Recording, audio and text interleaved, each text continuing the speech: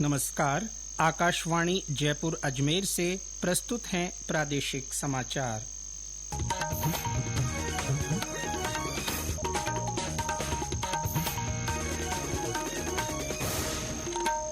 समाचारों के साथ मैं जितेंद्र सिंह पूनिया।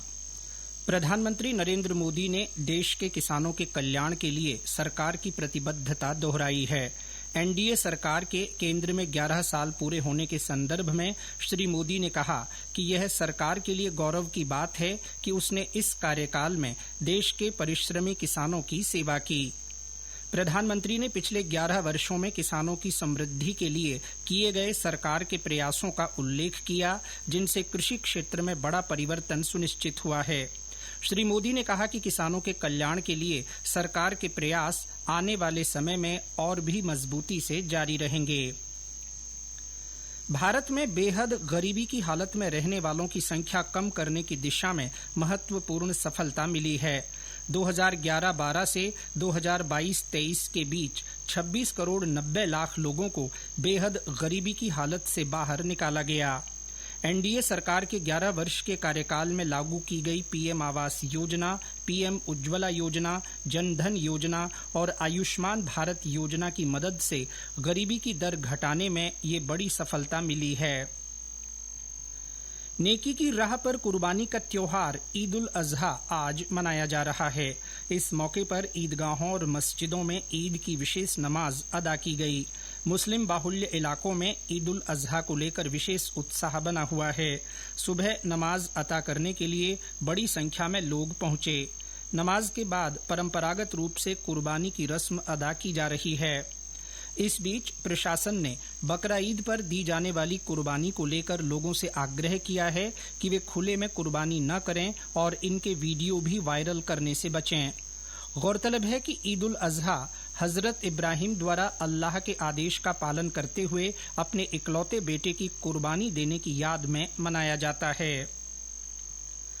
फ्रांस की एयरोस्पेस कंपनी दसां एविएशन और भारत की टाटा एडवांस्ड सिस्टम्स लिमिटेड ने भारत में राफेल लड़ाकू विमान के ढांचे का संयुक्त रूप से निर्माण करने से संबंधित 4 समझौतों पर हस्ताक्षर किए हैं। यह देश की एयरोस्पेस विनिर्माण क्षमताओं को मजबूत करने और वैश्विक आपूर्ति श्रृंखलाओं का समर्थन करने की दिशा में एक महत्वपूर्ण कदम है। दोनों कंपनियों की एक संयुक्त प्रेस विज्ञप्ति में कहा गया है कि भारत के एयरोस्पेस बुनियादी ढांचे में ये एक महत्वपूर्ण निवेश है और इसके विनिर्माण के लिए एक महत्वपूर्ण केंद्र के रूप में काम करेगी। साझेदारी के तहत टाटा एडवांस्ड सिस्टम्स हैदराबाद में राफेल विमान के प्रमुख संरचनात्मक ढांचों के निर्माण के लिए एक अत्याधुनिक निर्माण केंद्र स्थापित करेगा। कृषि मंत्रालय और कृषि अनुसंधान परिषद नई दिल्ली की ओर से चलाए जा रहे कृषि संकल्प अभियान के तहत जैसलमेर में किसान वैज्ञानिक संवाद कार्यक्रम रखा गया। अभियान के तहत जिले के भणियाणा, दांतल, पन्नासर, भोखोडाई, रातड़िया और सांकरिया गांवों में कार्यक्रम रखा गया। इनमें किसानों को खेती की नई तकनीक की जानकारी देकर कृषि क्षेत्र में नवाचार को बढ़ाने के प्रयास किए गए। डूंगरपुर जिले में पंचायत उपचुनाव के तहत कल मतदान होगा। वहां जिला परिषद की 2 सीटों पर और आसलपुर पंचायत समिति की बनकोड़ा सीट पर वोट डाले जाएंगे। इसके लिए 98 मतदान दल बनाए गए हैं। जिला मुख्यालय स्थित एसबीपी कॉलेज से आज मतदान दलों की रवानगी हो रही है। सांप्रदायिक सौहार्द की मिसाल गोगामेडी मेले की तैयारियों को लेकर जिला कलेक्टर कानाराम ने बैठक ली।